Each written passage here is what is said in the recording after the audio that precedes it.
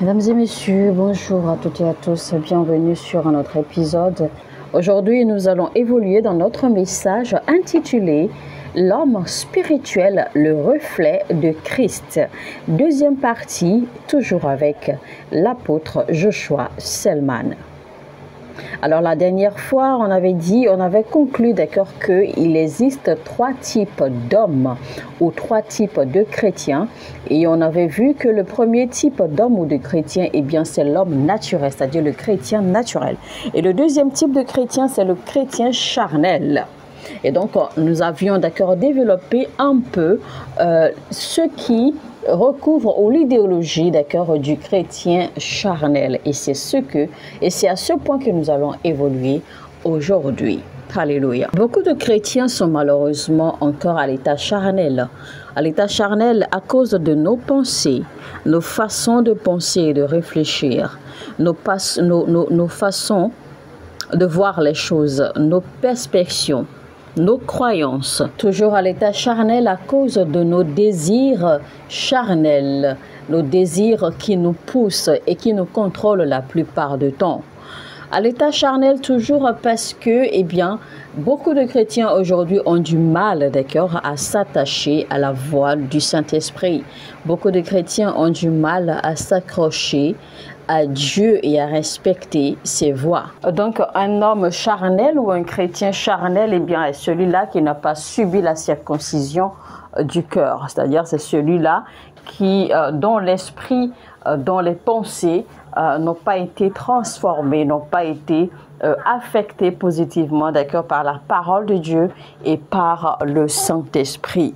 Un homme charnel, malgré qu'il ait reçu Christ, eh bien, continue à agir comme les gens du monde, continue à réfléchir de la même façon, d'accord, qu'avant même qu'il ait reçu Christ, continue à voir et à percevoir les choses comme avant. C'est-à-dire en fait qu'un homme charnel n'a pas du tout reçu la transformation, d'accord, du Saint-Esprit. L'homme charnel continue à avoir le même style de vie qu'avant qu'il n'ait reçu Christ. Donc, entre un homme charnel et un homme naturel, en fait, vous ne voyez aucune différence parce que l'homme charnel, d'accord, continue à vivre comme un homme naturel qui n'a jamais eu à expérimenter ou eu à croiser Christ ou même à recevoir le Saint-Esprit. En temps normal, la preuve que vous avez reçu le salut, c'est que l'on doit remarquer une croissance, une transformation, d'accord, dans votre vie et dans tout ce qui vous concerne.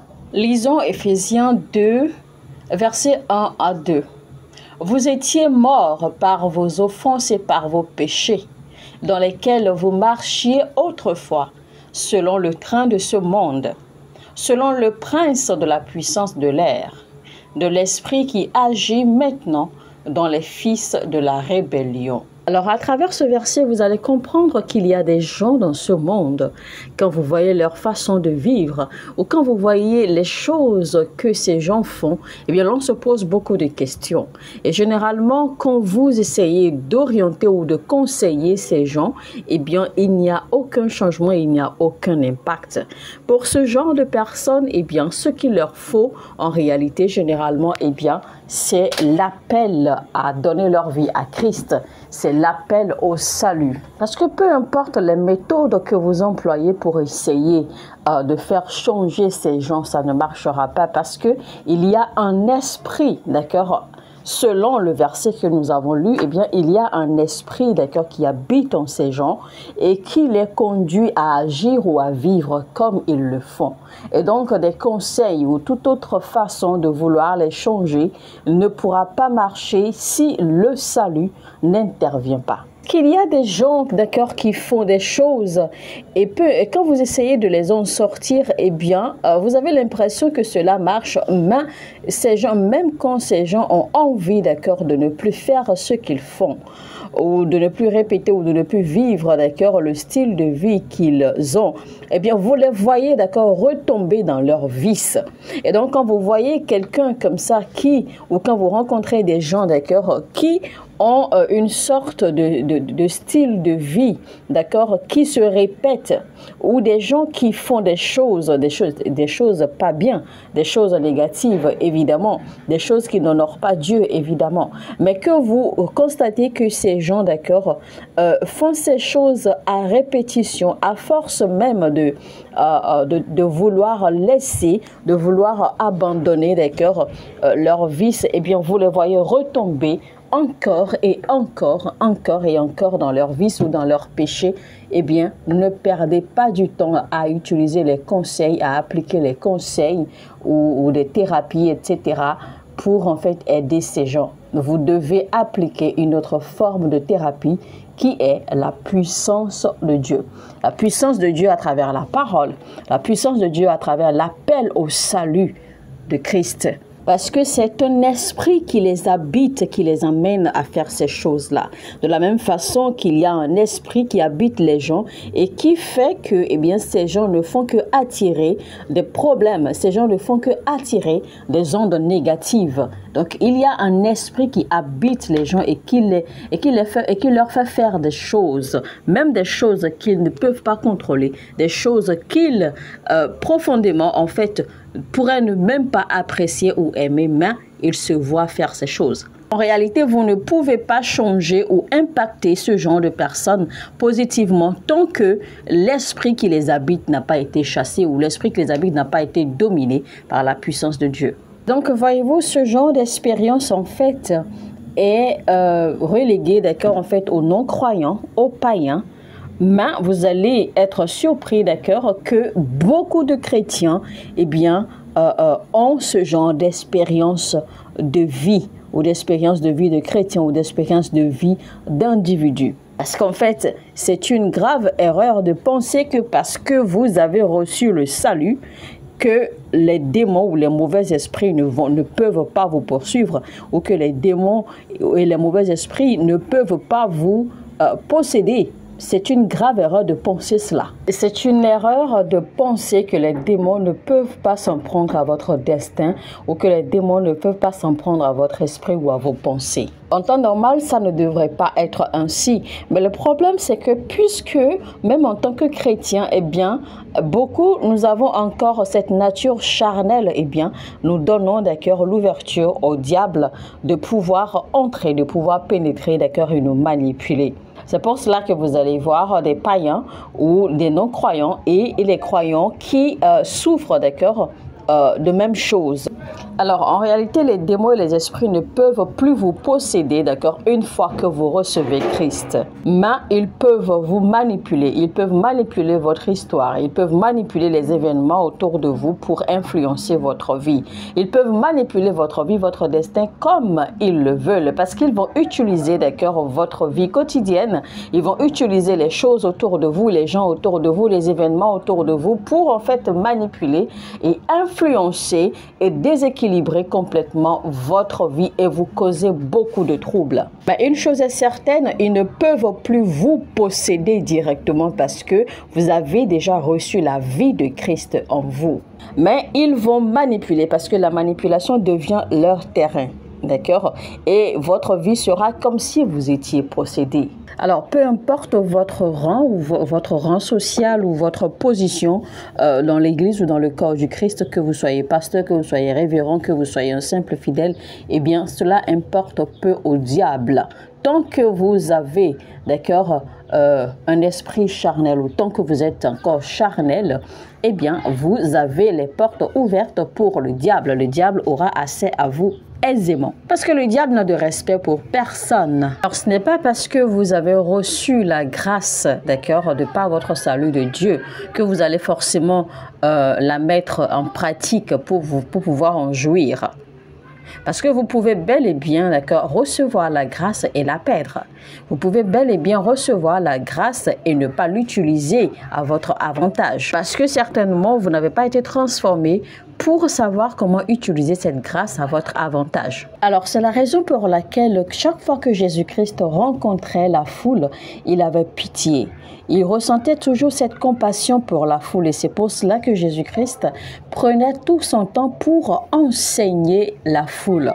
Parce qu'en réalité, la seule façon, d'accord, de guérir ou de venir en aide à quelqu'un, que ce soit un chrétien qui soit encore charnel ou un homme naturel qui n'a pas encore reçu le Christ, la seule façon, d'accord, de leur venir en aide pour assurer leur salut ou leur délivrance, eh bien, c'est de leur enseigner, d'accord, la vérité.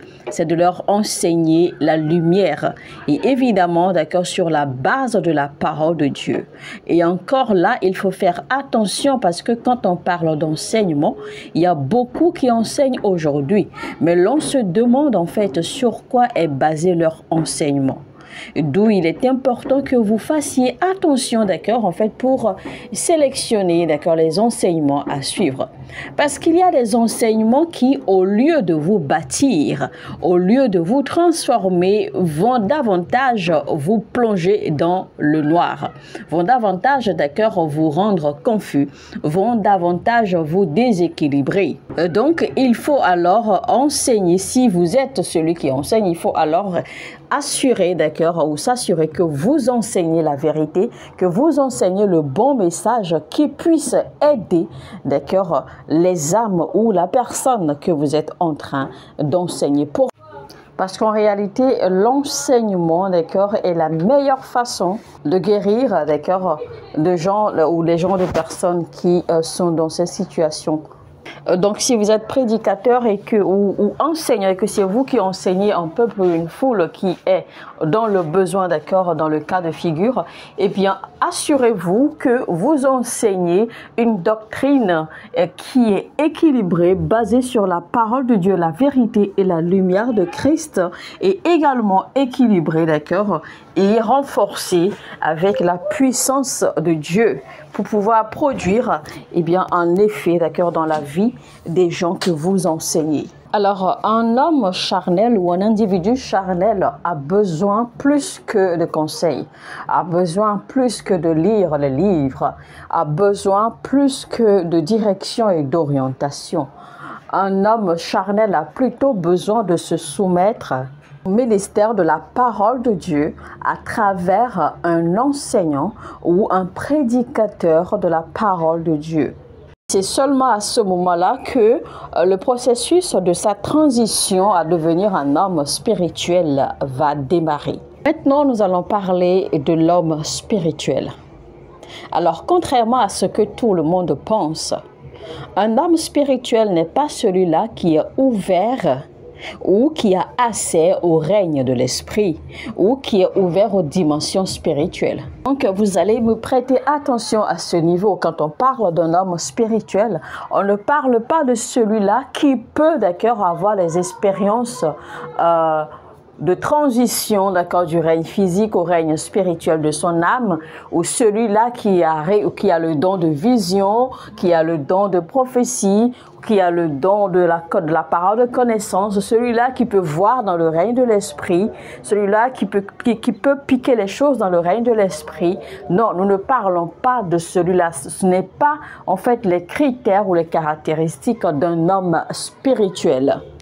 Donc, en d'autres termes, ce n'est pas à ces critères-là que l'on qualifie un homme de spirituel. Il faut savoir que même les gens, les adeptes d'occulte, d'accord, des adeptes de groupes mystiques, etc., eh bien, ont également des visions.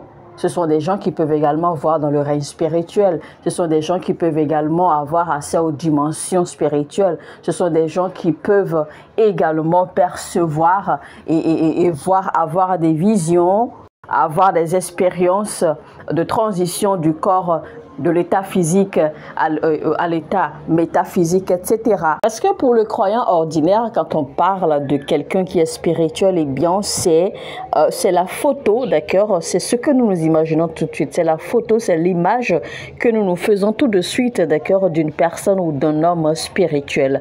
Alors qu'en réalité, un homme spirituel est beaucoup plus au-delà de cela. Donc, comme je dis, ce ne sont pas là les critères pour définir un homme qu'il est, ou pour dire d'un homme qu'il est spirituel. spirituel.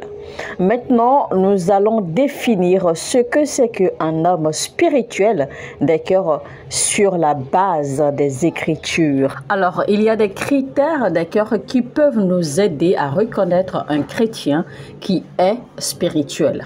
Alors, tout homme spirituel ou tout individu spirituel, parce que quand je dis tout homme spirituel, eh bien, c'est homme grand H, donc y compris les femmes.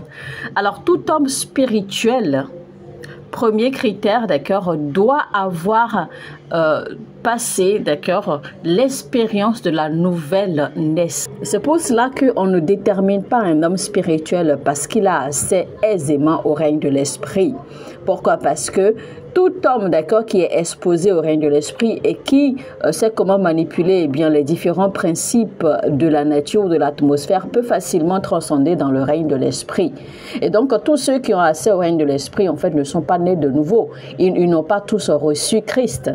Donc, mais selon la Bible, selon nos Écritures, eh bien, un homme spirituel, d'accord, premièrement, doit avoir l'expérience de la nouvelle naissance, doit avoir rencontré Christ, doit avoir reçu le Saint-Esprit. Deuxième critère, un homme spirituel est celui-là qui a expérimenté, d'accord, le Saint-Esprit en sa personne et le ministère du Saint-Esprit. Un homme spirituel doit avoir une compréhension claire et parfaite des principes du royaume comme décrit dans les Écritures. Il ne s'agit pas là juste de quelqu'un qui a été à l'école biblique ou qui a été d'accord à la théologie biblique. Quatrième critère à reconnaître, un homme spirituel, c'est celui-là qui a décidé volontairement, délibérément, librement de se soumettre à la seigneurie du Saint-Esprit. Un homme qui a choisi volontairement de se soumettre au leadership du Saint-Esprit. Parce que pour devenir un homme spirituel, eh bien, votre volonté compte. Parce qu'il faut y mettre de la volonté. C'est une décision personnelle et libérale que l'on prend. Il faut souligner, chers amis, au passage, qu'il est extrêmement difficile de se soumettre au leadership du Saint-Esprit à 100%. Il est extrêmement difficile de le faire.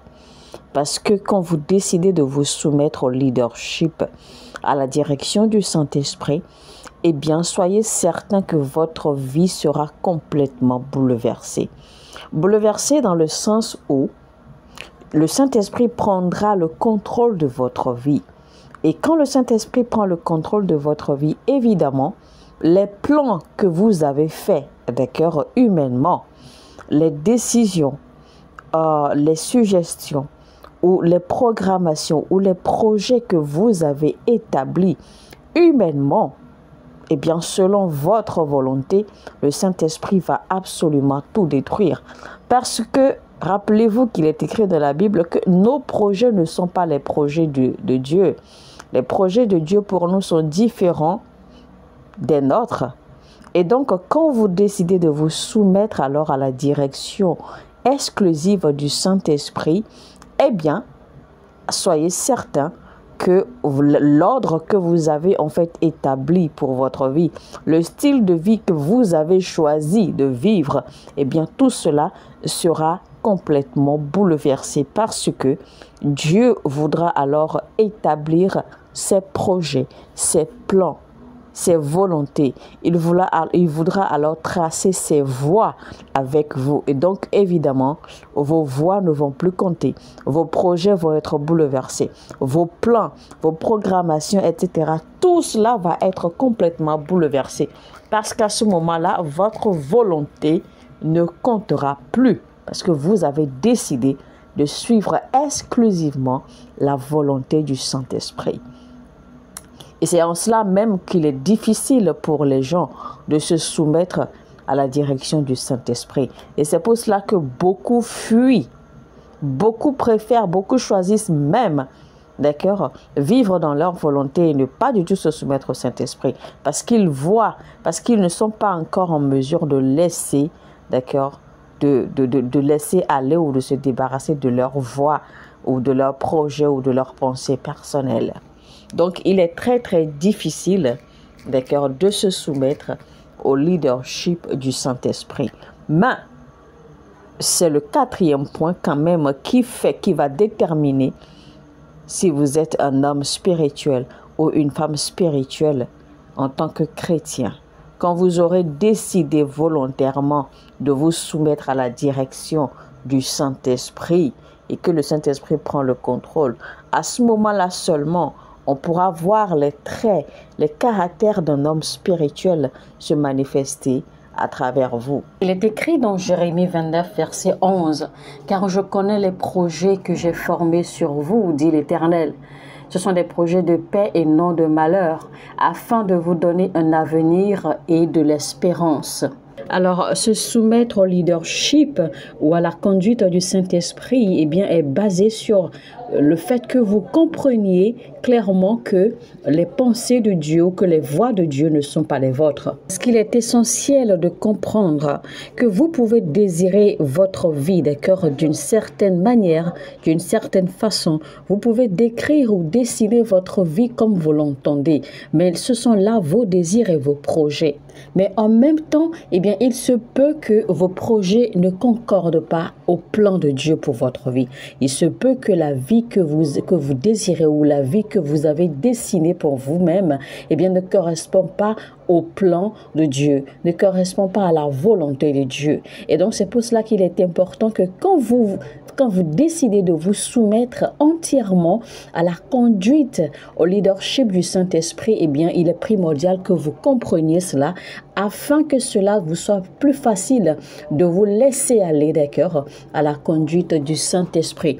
Parce qu'il est certain que quand le Saint-Esprit prendra le contrôle de votre vie, eh bien, il va bouleverser beaucoup de choses parce que le Saint-Esprit va s'assurer que vous restiez dans la ligne de la volonté parfaite, dans la ligne des plans que Dieu a pour vous. Et malheureusement, cela ne plaît pas beaucoup à beaucoup de personnes ou à plusieurs personnes et c'est pour cela qu'il est difficile pour la plupart de se soumettre à la conduite du Saint-Esprit. Alors se soumettre au Saint-Esprit, c'est soumettre sa volonté, ses pensées, ses plans, ses voies et être également en mesure, c'est-à-dire que être prêt à recevoir du Saint-Esprit également. Même si cela ne vous convient pas du tout, vous avez confiance, vous avez la foi en lui parce que vous savez qu'il est l'Esprit du Père Céleste, qu'il a vos intérêts à cœur, qu'il a en fait le meilleur pour vous.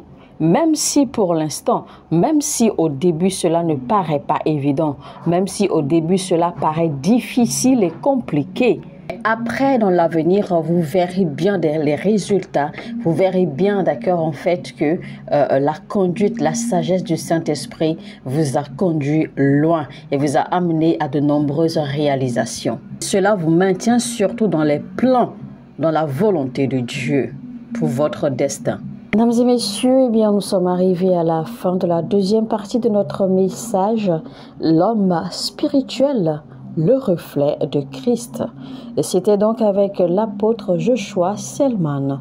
Si vous avez aimé ce message, n'oubliez surtout pas de liker, cliquez sur le bouton j'aime et partagez également au maximum autant que vous pouvez. Et abonnez-vous à cette chaîne si vous ne l'avez pas encore fait. Activez la cloche de notification afin de ne rater aucun message. Et surtout, restez connectés pour la troisième partie. Sur ce, je vous dis que Dieu vous bénisse et à très bientôt. Shalom. Mon heure a sonné et votre heure a sonné.